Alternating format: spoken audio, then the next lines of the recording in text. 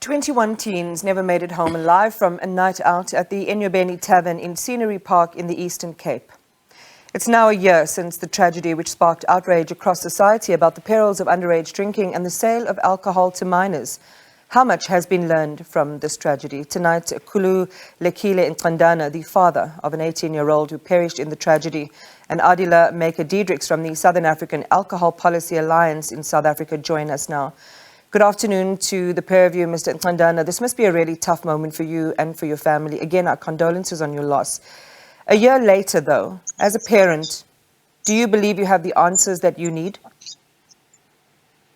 Good afternoon to you and your viewers as well. Just to correct, my son, he was not 18, he was 17 when he passed away. Thank you. We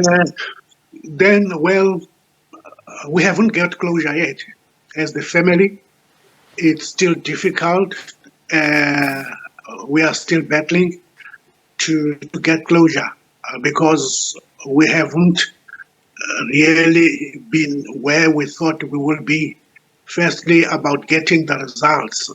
As you all are aware that the results, we don't have copies of the results. We were only told by the results verbally as to what happened to our children. So there's nothing that we have that conquer as to really what happened to our children. So it's quite painful. It's now a year. And on top of that, the criminal case, the law enforcement agencies are still investigating about the death of the kids. The case that is only before the courts is for selling alcohol to the underage children.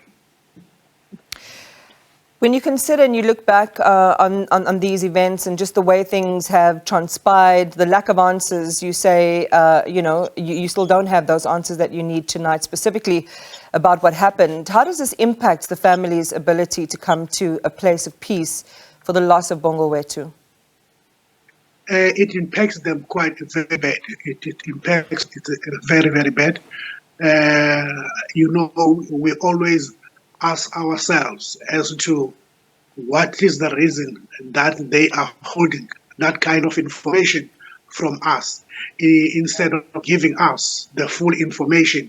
So it's quite difficult. It's not easy, but we are hoping that going forward, we will get what is to come to us as family, because in the first instance, we were supposed to get the copies of the results, but in the last hour, we were told that we cannot get them because they are confidential. I don't know they are confidential to who, because we are the parents of the kid. So as the parents of the child, we were supposed to have the results with us. Given that that is the case, and if we all remember what happened a year ago, government seemed to have been swift to act. There were national and provincial authorities that were deployed to get to the bottom of things. Given your experience over the last year, what is your opinion then of the officials and the government officials involved in getting to the bottom of this matter? Well, what I can say, every time things like this happen, they will converge into that area, all of them. And then after that, after the incident itself, because as in this case, after the mass funeral, they just vanished into thin air. They are saying nothing about it, from local to national. There's no one who's saying anything about it. So we are the parents on our own with the stakeholders that we were working with. And also we are looking to the justice system to make sure that things are being done properly, so that justice can be done for our children. The accountability as well. There has to be somebody who is accountable for the death of our children. Yeah. And that, as you say, Mr. Ncandana, persists. It allows the wound that you are feeling, that a lot of the families, that all the families that have been affected are feeling tonight, to kind of remain open. Aadilah, there are laws governing the sale of alcohol to children and teens. Just remind the country again what they are in terms of the Liquor Act, among some of the other provisions. I think that the first thing is that selling any alcohol to underage children is illegal in this country. We currently also have a national draft liquor amendment bill on the table that has been stalled. And in that bill, particularly, we are talking about increasing the age to 21. And this is in line with WHO recommendations, where it is suggested that if we increase the age to 21, we will have less children that is accessing alcohol, and they will have less children that aspire to drink alcohol.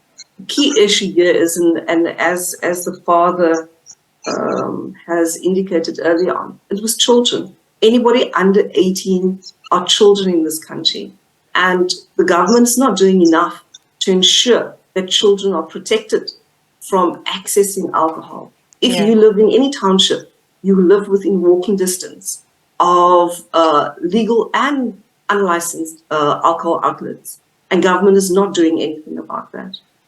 Aadilah, the owner, Khululekile Ncandana, continues to fight against the charges, saying there are no laws prohibiting minors from entering taverns, only laws prohibiting the sale of alcohol to them. What does the law say about this? Well, I mean, that's quite ingenious of him. We do know that we have children, parents of children that send them to outlets to buy alcohol. But I think the question we should be posing to him is, what is his responsibility as an adult, knowing that children should not be able to access the purchasing of alcohol? Why is it that he is allowing children to enter the premise?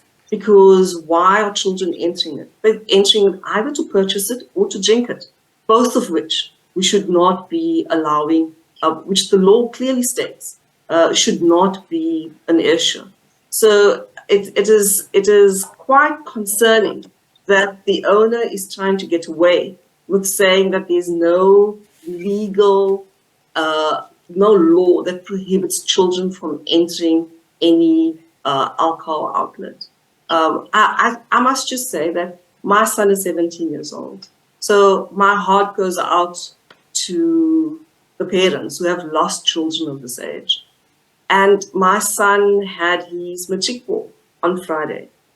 And in the week, I picked up him and his friend, and I asked, what's the story about the after party?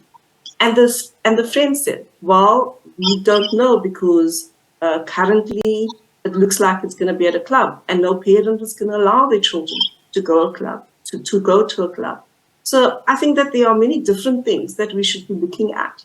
Yeah. Well, the one thing I'm thinking of, and sorry to interject there, is because we know that teens continue to go and die at some of these establishments. Should it be mandatory to check their IDs? This happens in some places, like the US, for example, where even if you look older, you still have to provide your ID. Why does this not happen in South Africa? Is it part of the law? It's not part of the law, and it should be. I mean, I think I agree with you that it should be compulsory, because it is only by demonstrating to society that government is willing to act, that we will be, if we forced every single owner to check the ID of people that enter the premise, that we are sending out a message to society, to children and to adults, that we take seriously the issue that minors should not be accessing alcohol. But I think in addition to that, we should be looking at the banning of advertising, because advertising portrays an image and a lifestyle that they are saying young people should be aspiring to.